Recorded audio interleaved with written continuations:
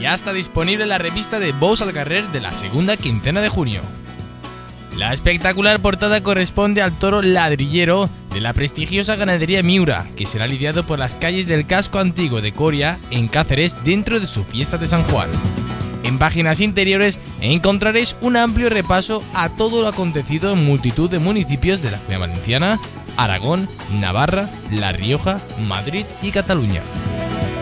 Además de nuestras habituales secciones de noticias o el Pilonet, os presentamos un reportaje especial dedicado a la figura del famoso toro faraón de la ganadería de los hermanos Machancoses, que marcó una época y un antes y un después en la manera de trabajar los toros los obstáculos.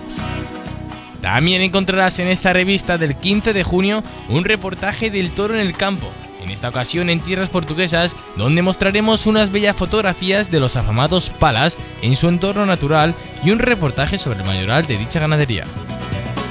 Como siempre, hallarás en el interior de la publicación la más completa información de todos los festejos populares de toda España que se realizarán en la segunda quincena del mes de junio. Y os recordamos que a partir de ahora Bous al Carrer estará en todos los kioscos cada 15 días.